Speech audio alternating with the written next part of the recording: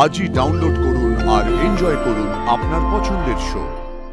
তুমি এখানেও পেয়ে যাবে অনির্বাণের অফিসে। সবকিছুতে বিষ।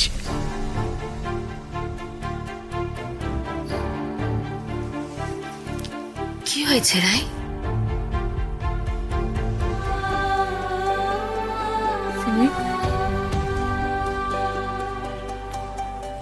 আমাকে ছেড়ে যেও না তুমি।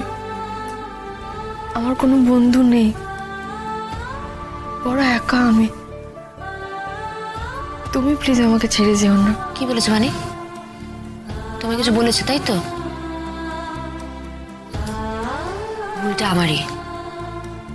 আমার বোঝা উচিত ছিল ওর এখন মাথা গরম, ও সবকিছুরই উল্টো মানে করবে। আমার এই চাকরির খবরটাকেও ও উল্টোই ভাববে। ও ছোট্টবেলা থেকে এইরকমই। না সিমি, কেউ ভুল না, আমারই ভুল।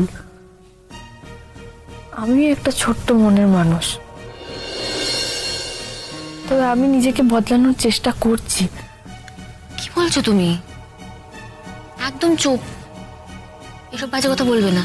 তুমি ছোট মনের মানুষ। হ্যাঁ, আমি অনেক মানুষ দেখেছি জীবনে, তুমি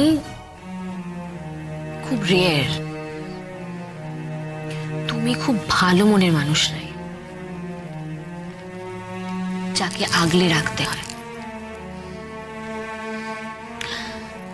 কি বলেছে মানে? যা বলেছে ঠিক বলেছে। আমি খারাপ, সব আমার দোষ।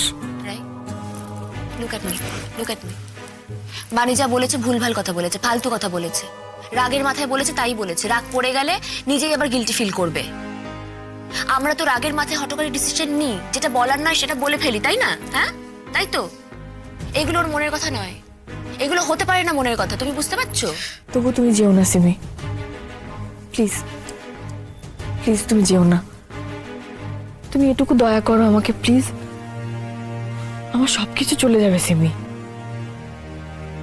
ও ও আমাকে এই বাড়ি থেকেও তাড়িয়ে দিতে পারে। প্লিজ তুমি যেও না। প্লিজ এরকম ভাবে বলো না। বন্ধুকে রিকোয়েস্ট করতে নেই, অর্ডার করতে হয়, বুঝেছো?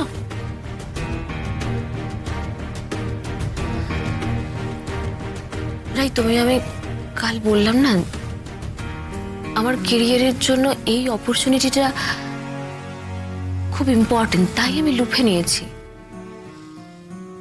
এই চাকরিটা করলে আমার স্যালারিটা অনেকটা বেড়ে যাবে। আমার তো এখন টাকাটা দরকার। পাপাকে আমি ওখানে রেখে কলকাতায় এসেছি। তুমি তো জানো পাপার মেডিসিনের খরচা কতটা। প্রত্যেক মাসে আমার এই টাকাটা থাকলে আমার সুবিধা হবে, আমি সামলাতে পারবো। তার জন্য এই ডিসিশনটা নেওয়া, আর কিচ্ছু না। আমি আমার লাখটা ট্রাই করবো না রায়? তুমি এখানেও পেয়ে যাবে অনির্বাণের অফিসে। তোমার যোগ্যতা আছে সিমি। কিন্তু অনির্বাণের অফিসে চাকরিটা করলে সেটা যোগ্যতার জন্য হবে না তো। সেখানে বেশি ম্যাটার করবে বন্ধুকে ফেভার করাটা। তুমি কি তাই চাও?